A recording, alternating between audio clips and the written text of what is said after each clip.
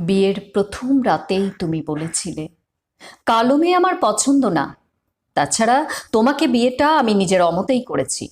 শহর থেকে গ্রামের বাড়ি আসার আগে পর্যন্ত আমি জানতাম না বাবা মা আমার বিয়ে দেওয়ার জন্য ডেকেছেন, তাও আবার তাদের আগে থেকে পছন্দ করা মেয়ের সাথে। ওদের কথা রাখার জন্য আর সবার মান সম্মানের কথা ভেবে আমি আর ঝামেলা করিনি। বিয়ে করে তোমাকে নিয়ে শহরে আসতে বাধ্য হয়েছি। আর একটা কথা, আমার গার্লফ্রেন্ড আছে, তাকে বিয়েও করব। তাকে সব জানিয়েছি আর বলেছি যে 1 মাসের মধ্যে তোমার কোনো একটা দোষ দেখিয়ে ডিভোর্স দিয়ে দেব। ও রাজিও হয়েছে। আর হ্যাঁ, এখানে তোমাকে সবার অলক্ষ্যেই থাকতে হবে।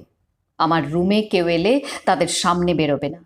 এখানে সবাই জানে আমার বিয়ে হয়নি। বিয়ের প্রথম রাতে এমন কথাগুলো শুনে আমি পাথর হয়ে গিয়েছিলাম। শুধু চোখের সামনে ভেসে উঠেছিল আমার বাবা মায়ের মুখ দুটো।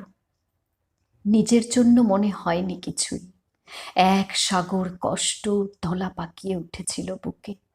তাদের ভবিষ্যৎ পরিণতি কি হবে ভেবে অনেকক্ষণ কাঁদার পর যখন বুঝলাম আমার কান্না মোছার কেউ নেই, বুকে সাহস নিয়ে তোমাকে বললাম, আমাকে তুমি 1 বছর তোমার কাছে থাকতে দাও।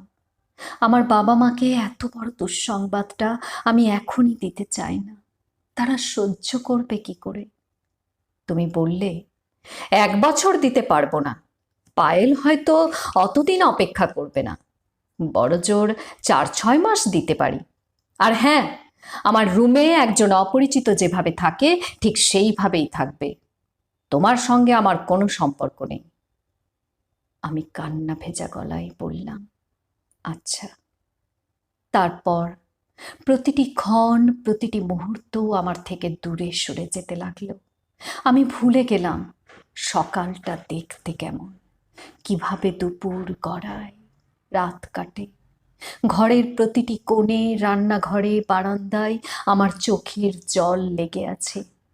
আমি যেন আকাশের খসে পড়া কোনো উল্কা, যার পড়ে যাওয়ার কোনো শব্দ হয় না।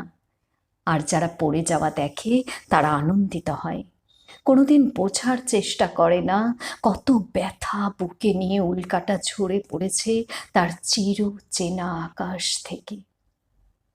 আমার সামনে একই ঘরে থেকে তুমি যখন তোমার বান্ধবীর সাথে হেসে গড়িয়ে পড়তে কথায় কথায়, খুব মরে যেতে ইচ্ছে হতো।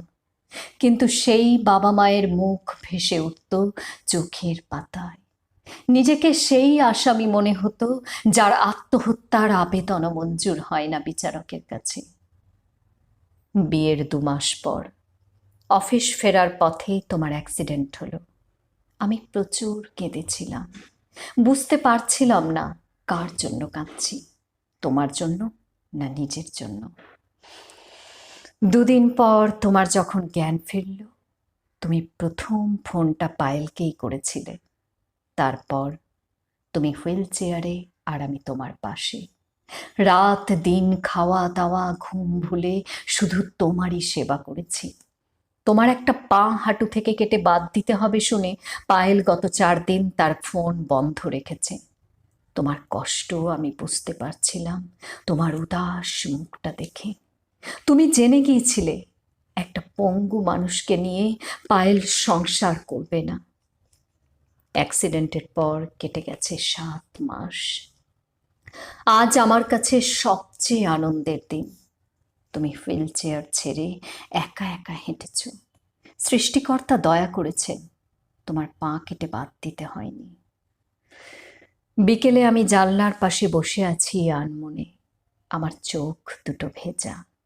তুমি পেছন থেকে এসে আমার কাঁধে হাত রেখে বললে, অনুরাধা, তুমি আমার কাছে একটা ঝরে পড়া উল্কা, যার আলো দেখে আনন্দ পাইনি আমি। শুধু ঝরে পড়ার কষ্টটা বুঝতে চেয়েছি গত 7 মাস ধরে। আমিও তোমার ঝরে পড়ার পথে চির সাথী হতে চাই, শুধু তোমার কষ্টগুলো মোছার জন্য। ক্ষমা করবে আমাকে।